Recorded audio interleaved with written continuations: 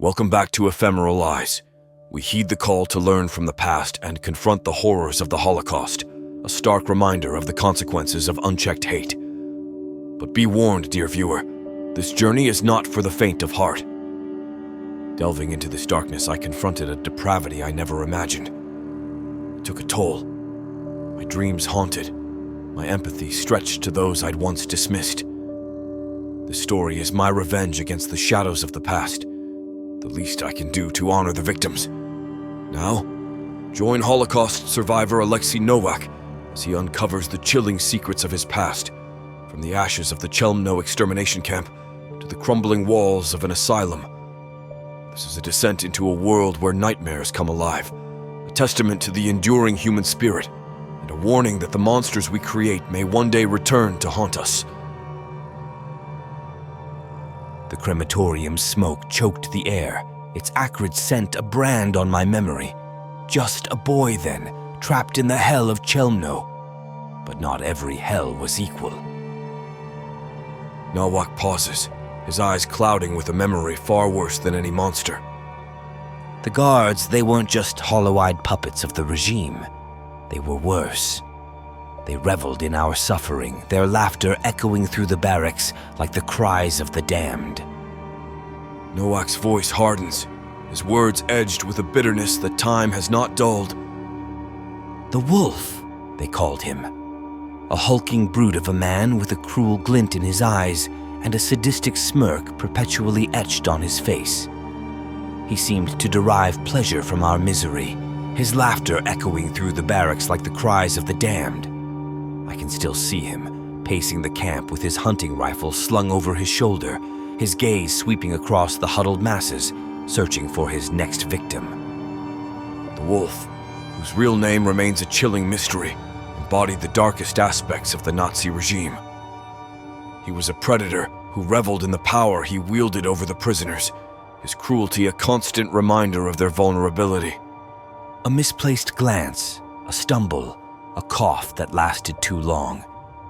Any excuse was enough for him to unleash his fury. He'd beat you until you couldn't stand, then kick you while you were down.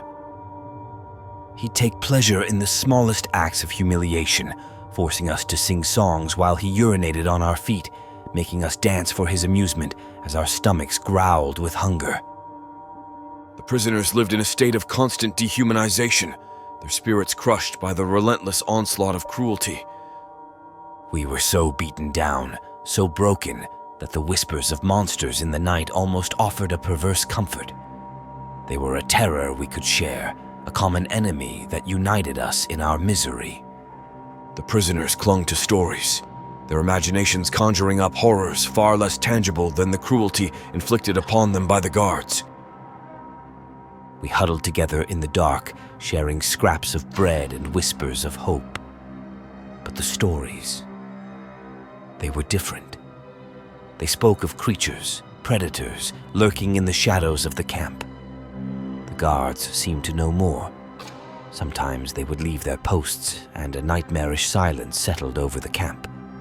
And the result was always, one of the prisoners or more went missing. Prisoners were frequently discovered in their barracks, a gruesome tableau of violence. Their skull had been crudely cleaved open, revealing a brain bisected with sickening precision.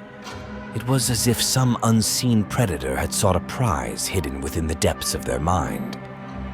The vampire stories that evolved became a symbol of their collective suffering, a reflection of the monstrous evil that had consumed them all. It was more than just fear. It was a dread, a feeling of utter helplessness. We were already living in a nightmare, but this was something else. I felt like it didn't happen for a long time after the war had ended, but there is evidence and I found it. One cold, gray morning at Chelmno. In the distance, a figure stands alone, bathed in the pale sunlight. Lewin was the name, a ghost among ghosts. They said he was different, a night crawler who barely saw the sun. Even the guards gave him a wide berth. Like he wasn't just another prisoner, but something else entirely. Something to be feared. Lewin, his face pale and gaunt, stares up at the sun. A look of defiance, of acceptance, crosses his features. steps forward, into the light. I have only ever seen this man once or twice before that day. At first, nothing happened. But then, a good 30 minutes later, his skin began to smoke, to blister. He screamed, a sound that echoed through the camp, a primal cry of agony and defiance. Nowak watches in horror as Lewin bursts into flames. The other prisoners gasp, some turn away, but Nowak cannot look away. It was a goddamn circus, a freak show put on by those Nazi bastards. But in that moment, amidst the flames and the screams, I saw something else. I saw a man taking control, spitting in the face of death, a defiant middle finger to the evil that surrounded us. Lewin's self-immolation sent shockwaves through the camp. It was a spark of defiance, a reminder that even in the darkest of times, the human spirit could not be extinguished. We clung to that story, to the legend of the vampire who defied the Nazis. It gave us hope, a reason to fight on, even when all seemed lost. Such was the depth of our desperation that a burning monster became a symbol of resistance, a beacon in the heart of darkness. Many survivors who witnessed it denied its reality. Some attributed the experience to a mass hallucination, while others believed Lewin had somehow found a way to set himself ablaze. A monster, yeah, but a victim too. A pawn in their sick game. In the end, he spit in their eye, went out on his own terms. A martyr for a cause he never signed up for. The truth of Lewin's nature remains unclear. Was he a product of the Nazis' horrific experiments? Or was he simply a man driven to the brink by unimaginable cruelty? It doesn't matter. What matters is the legacy he left behind, the spark of defiance he ignited in the hearts of his fellow prisoners. That is the true story of the Vampire of Chelmno. Amidst the grim routine of survival in Chelmno, this day seared itself into Nowak's memory. Along with another. Aleksy Nowak was sweeping the courtyard, his eyes darting nervously towards a group of figures huddled in a corner. Their faces pale, their movements stilted, as they are herded by SS guards. Back then, he did not know who they were. Kept separate, hidden from the others and shielded from the sun. Whispers of their nocturnal activities, their unnatural thirst, filled the camp with dread. But on this day, they were going to be the victims. Around 130 prisoners were led into the courtyard where Aleksy waited with a broom. They stood in silence, a palpable tension hanging in the air. Then, a man was dragged in, his body resisting the Nazis' grip with futile desperation. The courtyard fills with sunlight as the Nazis force the vampires into the open. No screams were audible as their skin begins to smoke and blister. The group of men and women stood there and burned, determined not to share their suffering with their murderers. The courtyard became an inferno, but the men and women standing there burning to death with not even a flinching or a cry was terrifying, so much so that I still have vivid dreams of that day. Nowak looks at the man kneeling in the center of the closed courtyard. The man's face etched with despair, his hands cuffed behind his back. I had never seen such sorrow. He watched them burn with violent tears in his eyes. It was as if he was being consumed by the flames along with them. Half an hour later, the courtyard is silent. Only ashes remain of the prisoners. Nowak, tasked with cleaning the gruesome scene, approaches the silent man still sitting in the same spot. He looked broken, the shell of a man who dared to defy the Nazis. In his eyes, I saw a reflection of the horrors we all endured, yet his torment was of a different, more profound nature. His was the burden of creation, the despair of a man who had unleashed a nightmare upon the world. Nowak later learned the name of this man, Wilhelm Dietrich Becker. A photograph of Dietrich Becker amidst the burning vampires captures a moment of profound despair, a testament to the cruelty of the regime, the courage of those who resisted, and the chilling detachment with which the Nazis documented their reign of terror. Becker's defiance was a death sentence, sure. But in those final moments, his compassion for the poor souls they'd twisted and deformed into monsters was like a match lit in a coal mine. Showed us that even when you're staring down the barrel of a gun, the human spirit can still spit in the devil's eye. Becker's story, like that of the Vampire of Chelmno, is a chilling reminder of the atrocities committed during the Holocaust. But it is also a story of resistance, of compassion, and of the enduring power of the human spirit. Becker, hunched over like a question mark, his face a melted candle in the glow of that burning pyre. These creatures, later I would learn, were his creations, his mistakes, crisping up like overdone toast in some cosmic toaster oven. It wasn't the smell of burnt flesh that got to me, though it was bad enough. It was the look in his eyes, a dead fish washed up on the shore of his own despair. A guilt so thick you could cut it with a butter knife, spread it on the bread of his own broken heart.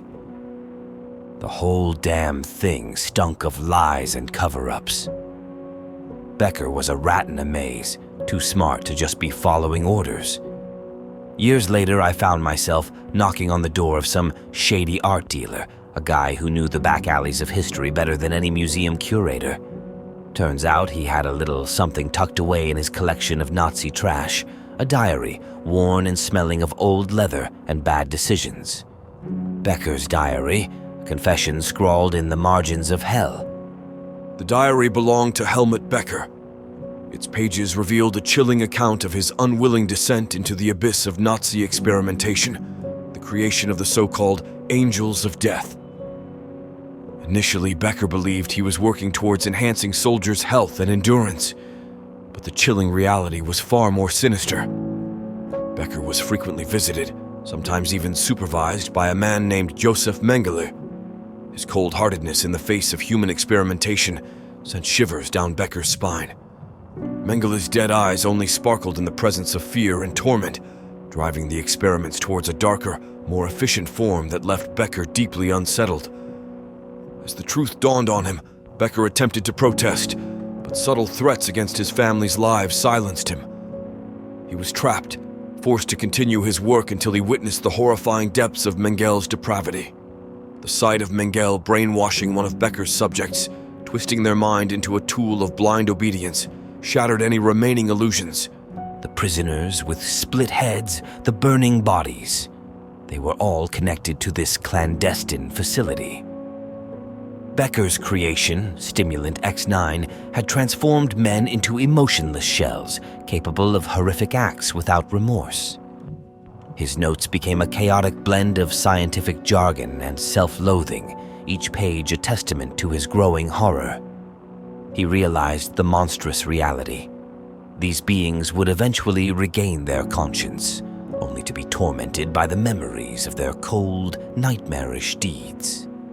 Driven to the brink, Becker decided the good of the many outweighed the well-being of the few. He attempted to sabotage the Nazis' endeavor, subtly altering the formula of Stimulant X9, hoping to create a flaw, a weakness that would hinder their plans. But his defiance was discovered. Becker, along with his family, was sent to Chelmno. Yet even in the face of his own demise, Becker's spirit refused to be extinguished. In the final pages of his diary, his words etched with desperation and a flicker of hope. I cannot bear witness to this evil any longer. Tonight I will give them the only gift I can offer, a chance to escape this hell. May God forgive me. The diary ended there, a tombstone in leather and ink. His defiance, his compassion for the freaks he'd made. It was like a dirty fingernail scratching at the darkness, a tiny spark in a world gone mad. They call them Todesengel, angels of death. They crave blood. Sunlight burns them, but they are strong, resilient. The Reich sees them as weapons, but I see victims. Becker was tasked with creating highly resilient soldiers. His diary detailed his attempts to control them, but it also revealed his growing horror at the regime's cruelty. Becker saw the suffering they endured. He tried to help them, even as he was forced to participate in their torment. The diary also mentioned Klaus Riemel, who supervised Becker's work and, after Becker's death, took over. Now that was a different animal altogether. He saw those vampires as his own personal toolbox, the world as his workshop. He didn't just dance with the darkness, he waltzed with it, a sick grin plastered on his face. 20 years after the war, after 2 decades of digging through the guts of history, I found him. Riemel, still breathing, still scheming. Turns out he didn't just inherit Becker's project, he made it his own sick symphony. I found whispers of his work in the unlikeliest of places, shadowy figures in high places, unexplained disappearances, and a string of murders where the victims were drained of a peculiar substance found only in the pineal gland. The notes he was playing weren't just haunting the past, they were echoing into the present, a melody of madness that could drown the world in blood. As Nowak delved deeper into the mysteries surrounding the Todesengel's wartime activities, he stumbled upon a series of fragmented reports and whispered rumors hinting at a clandestine Allied unit known as the Jump Squad. Their mission: to neutralize the growing threat posed by the Nazi super soldiers. Nowak's search for concrete evidence proved elusive, obscured by layers of classified documents and deliberate misinformation. However, his persistence led him to a network of aging veterans who shared chilling accounts of encountering these enhanced soldiers on the battlefield. They spoke of men with inhuman speed and strength, their faces twisted into masks of aggression as they tore through enemy lines with relentless fury. Through these whispered testimonies, Nowak pieced together a grim picture of Project Titan, a desperate gamble to create an elite fighting force through experimental augmentation. The young soldiers who volunteered for the program were promised glory and salvation, but the reality was far more sinister. As one veteran recounted, they weren't men anymore. They were weapons, programmed for destruction. Their eyes held no humanity, only a cold, unyielding determination to kill. Nowak's research revealed that these soldiers had effectively traded their souls for a chance to fight. Their lives were forfeit the moment they entered the clandestine government program known as Titan, their bodies and minds twisted into weapons of war. "Faces like stone," the old soldier rasped, his voice a rusty hinge in a haunted house. "Them boys, they went in fresh-faced, eager. But after a few tours, hell, it was like something hollowed them out. Eyes like black pits, skin stretched tight over bone. Like the war itself was gnawing on their souls." The war ended, but the Jump Squad's ordeal did not. The surviving members, physically and mentally scarred, were deemed too dangerous to reintegrate into society. Instead, they were sequestered in a hidden military hospital. One by one, they perished, their lives cut short by the very treatments that had made them extraordinary. "They died alone," the veteran lamented, forgotten, their sacrifices erased from the annals of history, their official records killed in action, a cruel lie to cover up a darker truth. "I've spent my life searching for answers, for closure, but the truth is elusive, buried beneath layers of secrecy and deceit." Years after the war, haunted by the Jump Squad's tragic fate, Nowak embarked on a quest to uncover any remnants of their existence. His search led him to a secluded facility, where he found Patient 16, last remaining survivor of the Jump Squad. His body was ravaged, his mind fractured. Yet, amidst the disjointed ramblings and screams, moments of chilling lucidity emerged. He spoke of monstrous Nazi experiments, not just to create super soldiers, but something far worse. "Not just men in the camps," he'd rasp, his words slow and deliberate.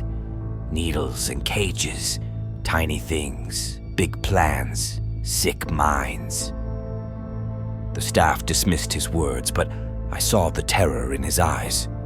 He spoke of a world beyond the camps, of experiments conducted on unsuspecting civilians, of diseases engineered to decimate populations. "Invisible killers, silent screams," he'd whisper, his voice raspy and haunted. "They walk among us, unseen, their minds twisted, their souls consumed, His words painted a picture far more horrifying than the physical brutality of the camps. A world where the enemy was not just a uniformed soldier, but a neighbor, a friend, even a loved one, their minds infected with a silent plague. "The box in every home," he'd say, his eyes wide with a manic intensity. "The flickering lights, the voices, they whisper, they control. The world's a stage, and we're all just puppets." His words were cryptic, nonsensical, yet they struck a chord of unease within me. The television, a ubiquitous presence in every household, a source of entertainment and information. Could it be more than that? Could it be a tool of control, a conduit for the insidious influence of the Nazis' mind control virus? Patient 16's life ended within those sterile walls, his secrets and fears seemingly extinguished. But his words lingered, a chilling echo in the quiet corners of Nowak's mind.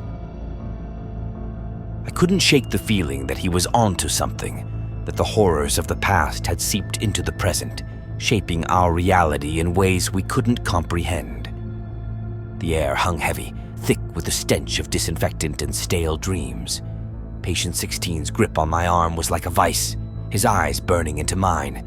"Chelmno!" he rasped. "Fire! Ashes! You saw!" A shiver danced down my spine. He knew.